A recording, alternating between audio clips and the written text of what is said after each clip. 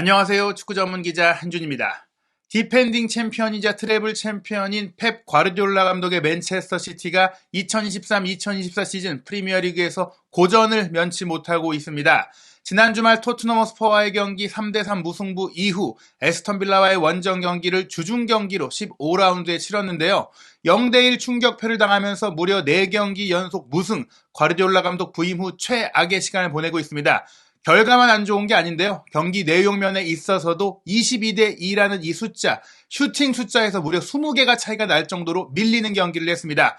과르디올라의 맨시티 대체 무엇이 문제인지 과르디올라 감독이 최근의 부진에 대해서 영국 스카이 스포츠 해설진과 감정 다툼과 언쟁을 벌일 정도로 예민해졌는데 대체 어떤 일이 벌어지고 있는 것인지 맨시티의 빌라 원정 경기 분석해드리도록 하겠습니다.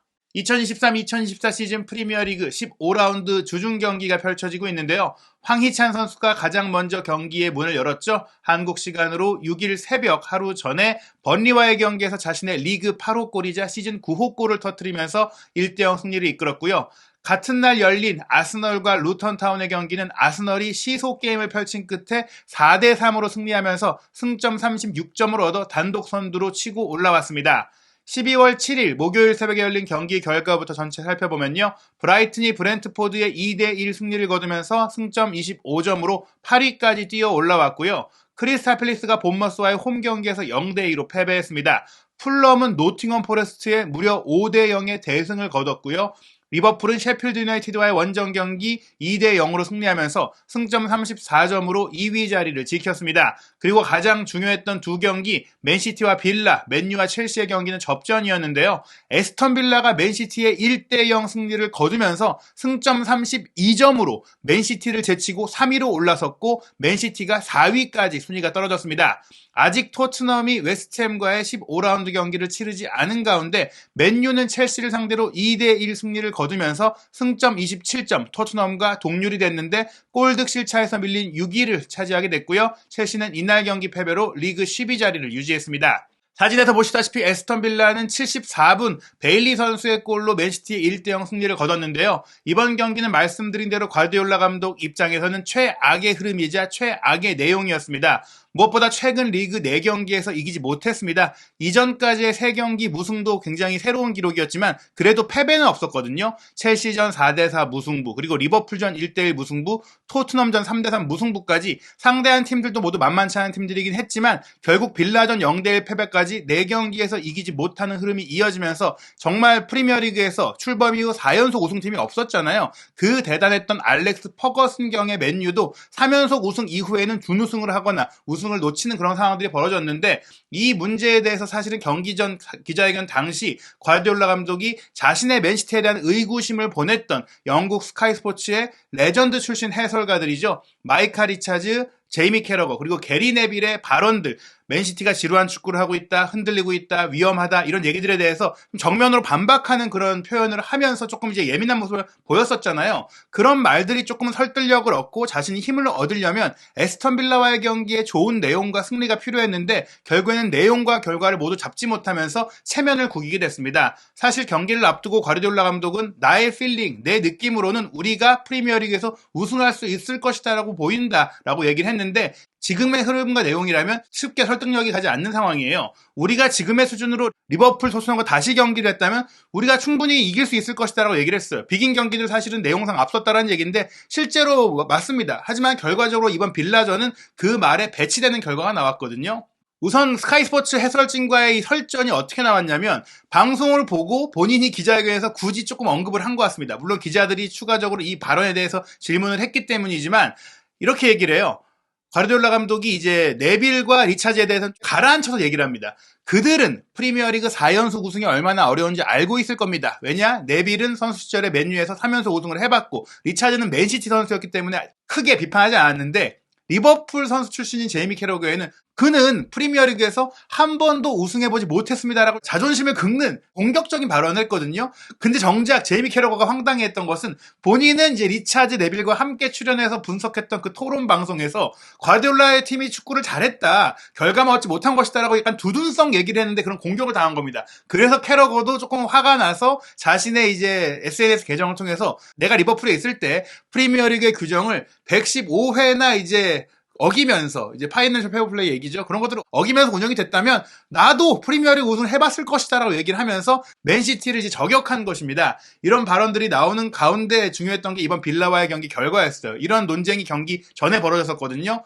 그런데 이 경기 기록을 살펴보시면 에스턴 빌라가 1대 0으로 이겼지만 기대 득점 값을 보세요. 에스턴 빌라는 2.04골, 그리고 마크 스탯의 기록을 보면 2.21골, 즉 2골 정도를 넣을 만한 경기력을 보였고요. 맨시티 같은 경우에는 기대 득점이 옵타 기준 0.83골, 그리고 마크 스탯 기준으로도 0.86골이니까 완벽하게 한 골을 넣을 만한 기회를 만들지 못한 것입니다.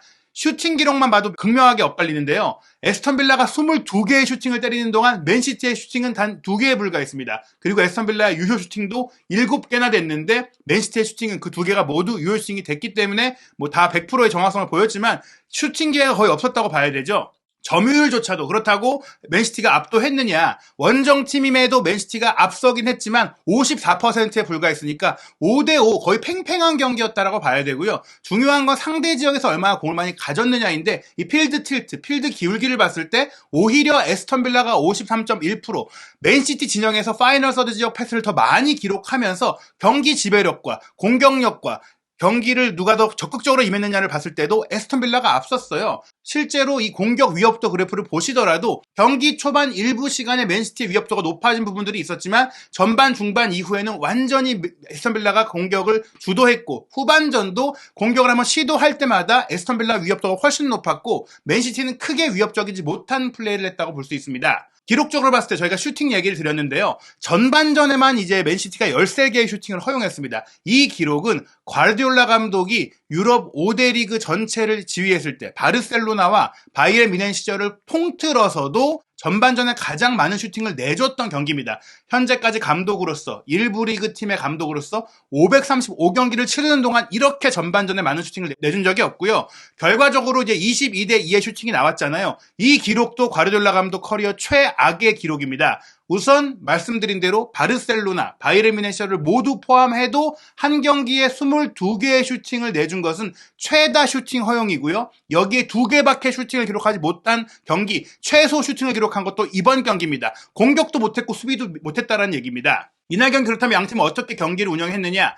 에스턴 빌라의 에메리 감독은 4-4-1-1 포메이션으로 과르디올라 감독의 팀에 대응했는데요. 올리 와킨스를 최전방에 둬서 배후 공간을 노리는 역습을 노리면서 미드필드를 강화했어요. 유리 틸레망스, 중앙 미드필드를 와킨스 뒤에 배치하면서 패스를 찔러주는 역할을 맡기면서 그 뒤에 수비적인 문제들을 더글라스 루이스와 카마라로 커버했죠. 이전까지는 베일리를 올려 쓰거나 투톱을 이제 비대칭으로 활용하는 부분들이 있었는데 확실하게 이제 중앙 지역을 장악하기 위해 미드필드 숫자를 많이 놨습니다. 존 맥기니 왼쪽, 레온 베일리가 오른쪽인데 사실상 베일리가 이제 중앙 공격수 쪽으로 치고 들어가는 형태로 움직이고 틸레망스가 패스 연결을 하는 것뿐 아니라 미드필드 지역의 숫자 위를 가져가고 존 맥긴도 왼쪽 측면에 배치되어서 패스를 뿌리긴 했지만 좋은 압박을 통해서 미드필더에 가까운 역할을 했습니다. 그러면서 리카디뉴가 오버래핑을 하고 오른쪽에는 센터백인 또 콘사를 풀백 자리에 배치하면서 배우를 완전히 이제 커버해놨죠. 그리고 디에고 카를로스와 파우 토레스가 콘사의 커버를 받고 더글라스 루이스와 카마라의 커버를 받으면서 좋은 또 기점 패스와 롱 패스, 빌드업 패스를 하면서 효율적인 플레이를 펼친 것입니다. 반면에 맨시티의 가장 큰 문제는 중원에서 밀린 것인데 토트넘과의 경기에서 올 시즌 5번째 경고를 받게 된 로드리의 결장 타격이 컸죠. 실제로 로드리가 퇴장으로 빠졌을 때 맨시티가 계속해서 이기지 못하는 경기를 했었는데 이번도 마찬가지였습니다. 맨시티의 중원 운영은 로드리에 대한 의존도가 너무 크다. 게다가 올 시즌에 로드리의 중앙 미드필더 파트너로 센터백을 끌어올려서 아칸지를 쓰고 있잖아요. 지난 시즌에 존 스톤스를 끌어올렸을 때는 좋은 효과를 봤는데 최근에 몸 상태 문제로 뛰지 못하던 존 스톤스 이번 경기에 복귀하긴 했지만 아칸지와 함께 2명의 미드필드 라인을 센터백들이 세우니까 경기 운영 능력이 크게 떨어졌습니다. 엘링 홀란을 최전방에 놨지만 고립됐고 필포든과 베르나르도 실바의 측면 배치도 결국에는 후방에서 지원을 받지 못하니까 고립의 양상을 보였고 리코 루이스와 훌리안 알바레스도 2선 지역에서 별다른 영향력을 보이지 못했거든요. 이 문제는 결국 아칸지와 스톤스로 구성된 투볼란치의 경기 운영 능력 문제가 있었습니다. 3백은 그바르디올, 디아스, 카일 워커로 정상 운영됐지만 결국에 가장 중요한 건 허리라는 것이 느껴졌는데요. 실제로 양팀의 패스 네트워크와 평균 위치를 보시면 통상적으로 맨시티는 상대 진영에 많은 선수들이 올라가고 최후방 수비수들도 하프라인까지 올라가는데 지금 보시면 포든과 리코 루이스 2명을 제외하면 모든 선수들이 자기 진영으로 내려와 있을 정도로 경기 내내 밀렸다. 상대의 역습 공격에 딸려 내려오면서 공을 주지도 못하고 공격을 주도하지도 못했다는 것이 보입니다. 에스턴 빌라 같은 경우에는 수비 라인이 확실하게 밑으로 내려와 있지만 나머지 선수들은 다 올라가 있잖아요. 즉 공격과 수비를 조금 나눠서 플레이했다고 치더라도 신속하게 롱볼을 연결하면서 역습 속도가 높았다, 공수 전환 속도가 높았다고 볼 수 있습니다. 공격 시퀀스 관여 기록을 보면은 맨시티가 슈팅이 2개밖에 없다 보니까 이 기록 안에 맨시티 선수가 존재하지 않습니다. 더글라스 루이스가 5개의 슈팅을 중거리 슈팅으로 과감하게 때리면서 2개의 키패스도 기록했고 슈팅으로 이어진 패스도 4개나 중간에 연결을 했고요. 존 맥긴도 4차례의 슈팅과 4차례의 키패스, 여기다가 2개의 빌드업 패스를 연결하면서 이 두 선수만이 10개 이상의 슈팅 기회를 창출해냈어요. 그리고 이날 경기 최고의 활약을 펼친 또 다른 선수인 레온 베일리 같은 경우도 5개의 슈팅을 때렸고 1개의 키패스와 3개의 빌드업 패스, 카마라 같은 경우도 1개의 키패스와 무려 7개의 공격 관여 패스를 했는데요. 또 하나 중요한 것이 수비 라인부터 좋은 패스가 나갔다는 겁니다. 오른쪽 풀백으로 배치된 콘사도 빌드업 패스 5개에 키패스 하나를 기록했고 파우 토레스도 빌드업 패스 5개에 슈팅까지 하나를 기록했고요. 디에고 카를로스도 2개의 기점 패스를 연결했고 키패스를 하나 기록을 했습니다. 양 팀의 구역별 선수 점유율을 보더라도 오히려 에스턴 빌라 선수들이 공이 있을 때나 없을 때 모두 경기장 전역을 가득 메웠고 또 상대 진영에서 공이 없을 때 강한 전방 압박을 통해서 맨시티의 후방 빌드업을 완전히 제어했기 때문에 맨시티가 공을 풀어서 전진하지 못하는 상황이 됐어요. 토트넘의 플레이에서 영감을 받은 것도 있겠지만 스톤스와 아칸지로 구성된 투볼란치가 결국엔 공을 빼내는데 실패했다, 탈압박에 실패했다라고 봐야 하고요. 그렇기 때문에 맨시티가 이례적으로 공이 있을 때나 없을 때 모두 라인이 밑으로 끌려 내려오는, 에스턴 빌라와 비교했을 때 자기 진영에서 갇혀서 경기하는 충격적인 결과가 나온 것입니다. 이날 경기의 주요 장면들을 살펴보면 대부분이 레온 베일리의 빠른 속도를 활용한 에스턴 빌라의 신속하고 효율적인 공격이 빛나는데요. 경기 시작 6분 만에 에스턴 빌라의 왼쪽 센터백인 파우 토레스가 길게 전진 패스를 줬고 그 패스를 받은 존 맥긴이 왼쪽 측면에서 오른쪽 전방 배우 공간으로 빠져들어가는 레온 베일리에게 로빙 스루 패스를 연결했습니다. 그리고 뒷공간이 빵 열려있으니까 레온 베일리가 빠른 속도와 안정된 컨트롤을 통해서 공을 몰고 들어가서 문전까지 가서 슈팅했는데 이게 아쉽게도 에데르슨 골키퍼의 조금은 정면으로 쏠리면서 막혔거든요. 물론 그 뒤에 기회가 맨시티에게도 있었어요.